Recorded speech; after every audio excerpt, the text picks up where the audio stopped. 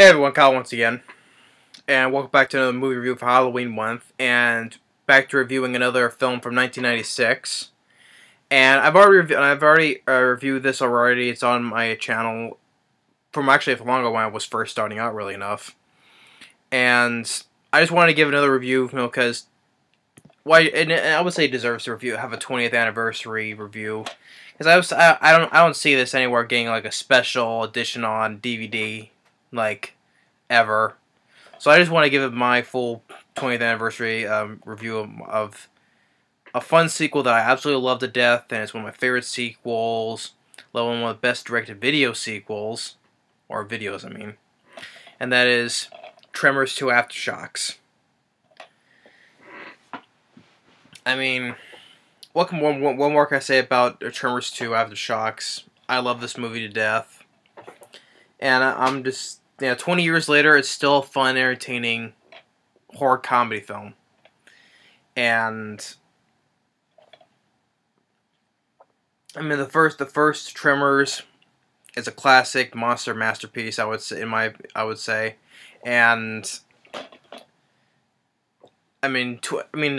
it now? What was it going on for? What? Yeah, there was a 25 years later, and that film still is a masterpiece still to this day to me, especially in the monster genre. Kevin Bacon, Fred Ward, Mark Gross, Reba McEntire, Finn Carter, Victor Wong, but the sequel is just as good as well. And this is the tagline: "The worms have turned." And this time it's directed by S.S. Wilson, who was the writer for the first film, along with Brent Maddock, who was going to direct the third one. But Tremors 2, I just love this film, and you got Fred Ward, who comes back as Earl. You got Michael Gross again as Burt Gummer, and there's new characters. You got Christopher Garden as Grady, Helen Shaver as Kate, and it's basically that. Because of how it opens up with this worker. He's trying to escape from a grab boy, and he hops top of these barrels, but he gets eaten. And then Earl, he's on his ostrich farm, and then a guy by the name of Senor Ortega wants to talk to him that there's more graboids in Mexico, and he needs them to, because he's like the expert on these things, and he needs to kill these creatures. At first, he says no, but Grady convinces him. And I thought Christopher Garden was fun as Grady. I enjoyed him highly in this movie. Definitely is like the big comic relief in this movie, and he has so many fun lines. It's like, it's like when he says he's gonna go with them, he's like, "What? What do you think I drove all this way?" When he said he was looking for the Earl Bassett, I knew opportunity was knocking. For once, I was home. And Earl was like, "I don't even know you. I drive a taxi, I live in a crappy apartment, I watch too much TV, etc., etc. You're going to need a partner." And it's like, think how many guys do want to do something like this? And one thing, the humor in this film is so fun and so laughable, but it works in the movie as well. And like, especially like when Fred Ward says, like, "Well, maybe we'll come in handy. When they're eating you, it'll give me a chance to get away." This is a film I would say I absolutely have no problems with. And I mean, the humor is fun, the dialogue is fun, the creature effects is so fun to watch. Well, especially when you get to when it comes to the Shriekers. So like when they're driving, they get to Mexico, to the place, their destination. Senor Ortega was like, give them like they request everything they want, like get some dynamite and some other stuff, and they meet Helen Shaver as Kate, who's like the archaeologist there. Excuse me. And another part where when Fred Ward is talking with Helen Shaver, and like the part where she's taking the stuff here, and Fred Ward kind of looks at her ass, and then and then Telshare does the same thing as well. He stares at his, and it's just like this how the most of the character I think he finds it so funny as well. And then when she's asked about who named him Grab Boys, and he's like, oh, a friend of ours, Walter Chang, Victor Wong, may he rest in peace. And he's like he named him, then they ate him. So they travel to the field, and Grady has this thing where hooks a chain. Excuse me. He hooks a chain to the back of the truck to make more noise, and then they have this little equipment where they can see a graboid coming, and I like the idea of how they plan to eliminate the graboids. How they get these remote control cars with dynamite attached to them. When they swallow it, they hit the detonator, and they blow it up. And the funny moment where when the graboid swallows the toy car, for a second, like Earl was pressing the buttons like to detonate it, but it was actually the remote control. And Grace like hit it, Earl. And then boom, and he's like, "Woohoo! 50 G's, baby, 50 G's!" And then he gets covered in graboid guts, because when they blow up, they fly all over the place. And he's like, "Doosh!" And Fred Ward has an umbrella. He's like, "Told ya, I forgot." I just like his reaction when he does, like, he tries to jump and he gets covered in stuff of the graboid guts. This film is just fun all around. I was more worried what I could say, but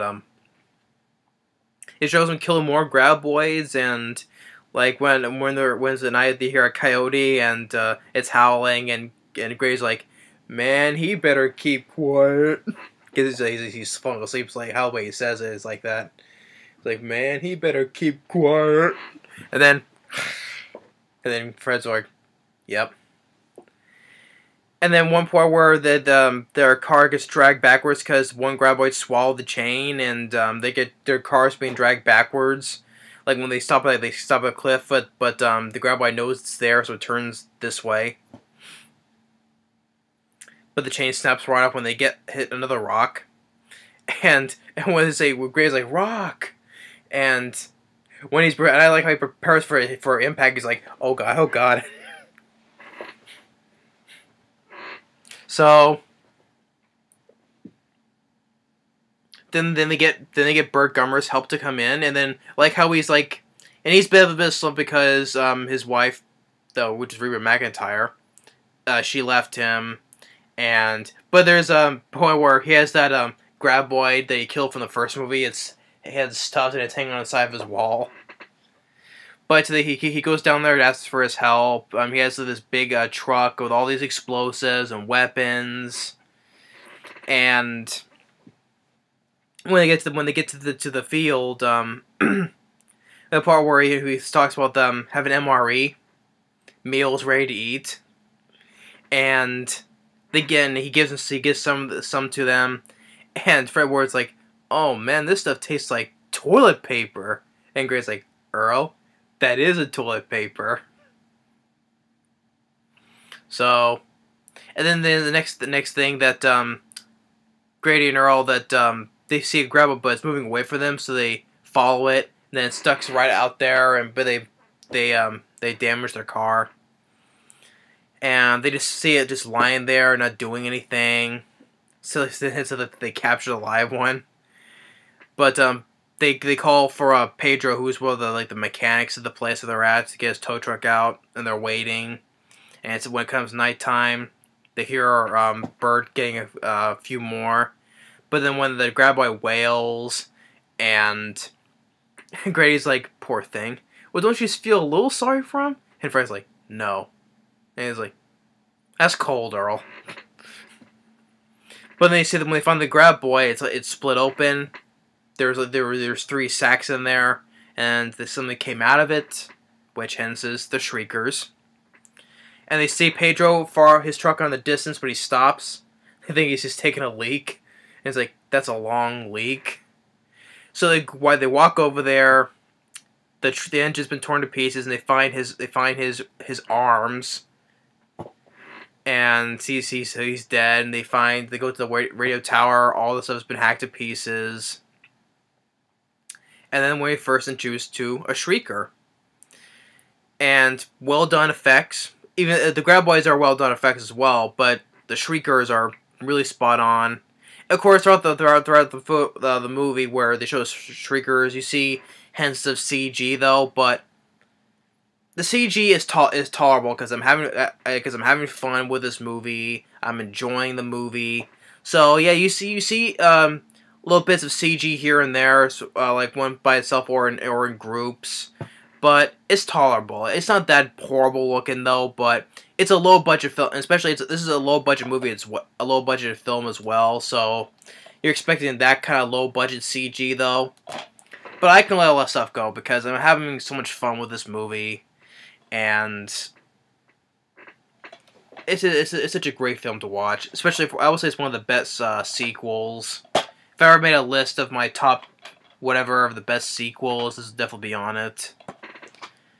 But they see the Shrieker and they look at the Shrieker looks at them. You see which is their heat sensors, which they didn't know they established the heat sensor yet though. But they shoot it, but there's more coming, so they get out there. They find they hotwire a car, and you see Bert get attacked by some, and it cuts to the next morning. A guy named Julio, he gets killed. You see like his leg is in the Shrieker's mouth and it's being chewed up. You see some blood dripping out of it.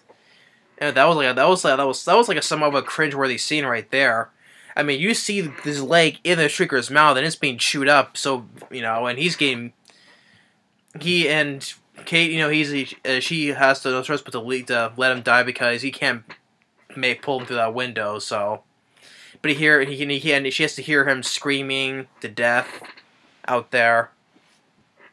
But then but Grady and Early, they show up to kill that one. Then they're about to leave. Another one's on top of their car eating the engine, so he shoots that one. Big orange gore when Earl shoots that one. So, and they say there were more Graboids that all of them changed. So they got more of these. And then Bert shows up. His truck is is covered in Shrieker guts, and he has captured one. So they bring it inside, put it in a cage, and they establish that it sees heat. And then Grady gives a little bit of MRE to the Shrieker, and then it coughs up another one. So with the amount of food they give it, they multiply at a sufficient rate. Because earlier you saw that there was one Shrieker that was at the bottom, that was hiding at the bottom of Bert's truck and it ate some, and there was more stuff more MREs in the shed, so that's how they multiply more. So they try to get out, and I like the funny that I thought was another funny scene where they go to this where Greg says, "Oh, this way," and it's supposed to be another building, but when and Kay's like, "This isn't gonna work," and the camera zooms out, and the whole rest of the whole building is not finished, and Gray's like, "Shit!" when the camera pans out. So that's a moment. That's some of those moments of comedy though that I would say that works in the movie, but you're still getting into also the suspense with the monsters as well. So it's comedy mixed up in well done monster sequences. So they have the idea to hide themselves behind these doors to hide their heat from them, and then as they're trying to get to another car, there's one Graboid that's far away in the distance. So Bert has this long rifle, and which is like a huge, like a thick bullet. So he tells him to cover the earth because it makes a loud sound, and he shoots it. That Shrieker just blows up in orange, bloody gore. Well done explosion. But since that bullet was like he said he wanted maximum penetration, it goes through the wall and through all these things and then kills the car as well. So they run into more shriekers. Grady hides on top of this tower. Bert hides into like the claw of a bulldozer while Kate and Earl they get hide in the building. And then Earl gets an idea where he heats up a piece of clothing and uses it as a distraction. And as they get up to the tower, they see that Bert is stuck in the claw that bulldozer. Is like, oh, I'm just dandy. So, and then so some time goes by where they're still at the tower, and Earl and Kate are talking, and Kate tells him that she was once in a Playmate model, which is at the beginning of the movie, which when Grady was talking to Earl, and Earl's like, "That's what she's doing there." And it's a picture. It was a picture of a naked woman though, but he didn't know that was Kate. And he's like, October '74, and she's like, "Shit, yeah," basically, yeah, because that was her in that picture that he had in his home. And then you see then they see that the creatures start climbing on one another to get up there, but then Bert steps in to be the distraction, like, "Come get me, you suckers! You hungry?" And then he leads into the garage and closes all the doors, but he didn't know that there was some more some snack food in there, and there's gonna be they'll probably multiply like dozens of them, but sorry. But Earl gets an idea since they can't see heat, so he gets himself to spray himself with a fire extinguisher to make himself cold so they won't see him. And then Grady says, "No, I want to do it." So he does rock, paper, scissors, because that's the whole thing of the movie, that Earl's been teaching him how to play rock, paper, scissors. And when he gets paper and Earl gets rock, and he's like, "Yes! No, rock grips through paper. I go." So he cheats so he can go in. So he goes in. There's like a whole bunch of them, but they don't see him. But as he's keeping walking, he's starting to melt though, and he gets a little detonation as the shriekers are seeing him, and they manage to get him out, but with a fire hose. And especially for a low budget, you know how they afford to make a whole bunch of these shriekers. Really, you can do with what was it, like I know it was like under $5 million. I forget the exact budget though, but it was definitely low budget enough to make a bunch of these shriekers. Really well done effects. I have to give huge credit to that.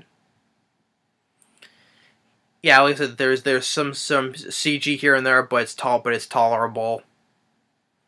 And so it ends with them. They're just trying to run. They have to run for it, but Bert says it's gonna be much more bigger, so they had to run outside, like into a ditch right here or onto a road, and then actual good explosion of all the buildings blowing up at once.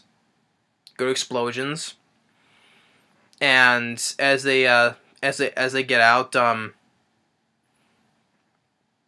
and you see as they're walking towards the remains of the place, and there's like a big hole in the distance, and then Grady's like, "Hey, we got enough money to start our own theme park, Grady and Earl's Monster World." No way! Come on, Earl, this could be your big third chance. So, I mean, Tremors 2. I don't know what I'm gonna say. It's a great sequel. I love this movie. This is definitely worth the reviewing for the 20th anniversary of this film. I mean, especially the whole entire movie is basically just our four main characters. You got Earl, Bert, Grady, and Kate, and all four of them do phenomenal job. Especially Fred Ward, Bert, Michael Gross.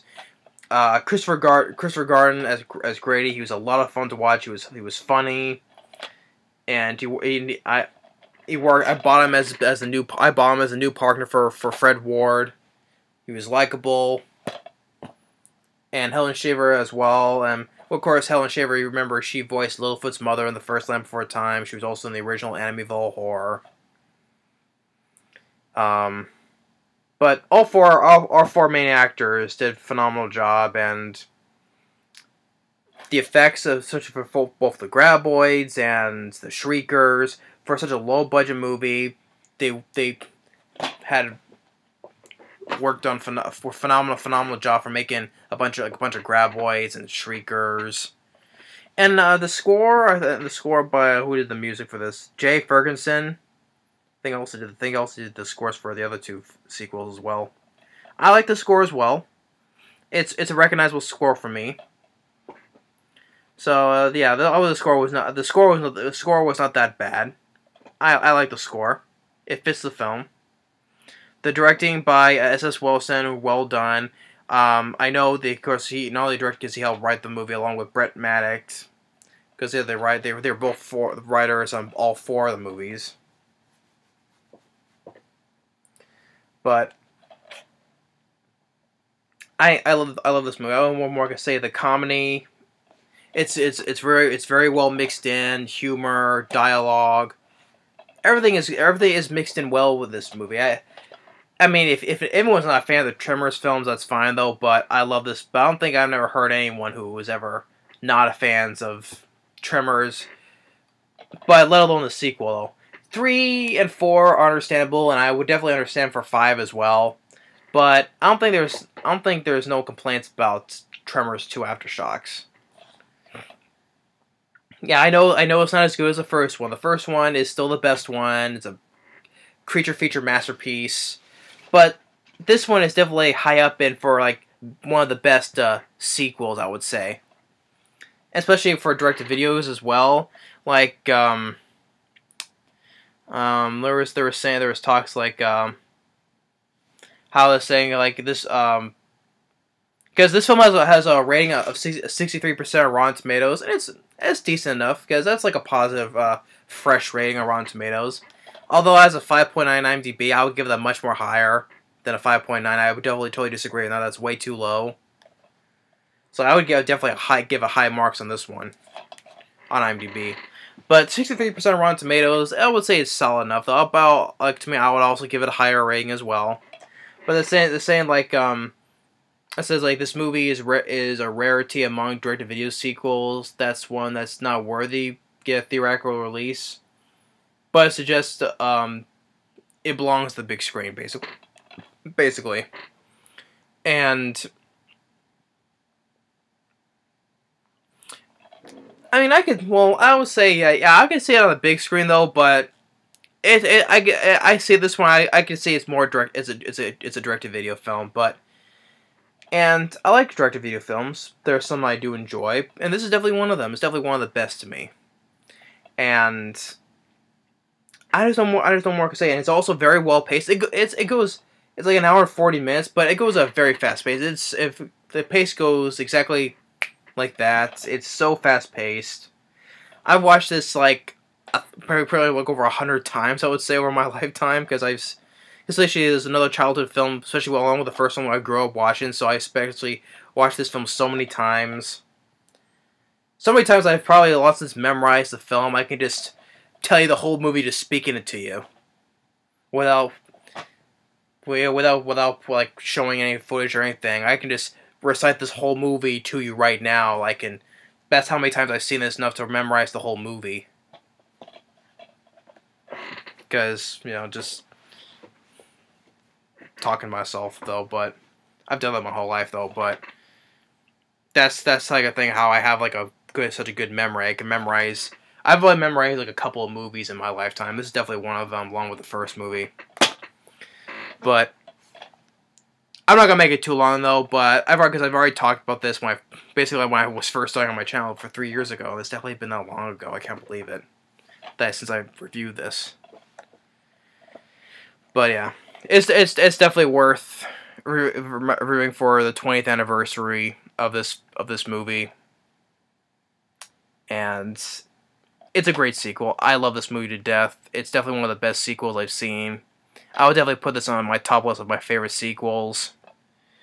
It's just I just have so much fun, so much entertainment, so much laughter. It's another fun creature feature film with great amounts of comedy, great cast, great effects. For a low budget film, it worked very well with such a low budget movie. And I would even one day would like to get the poster for this as well.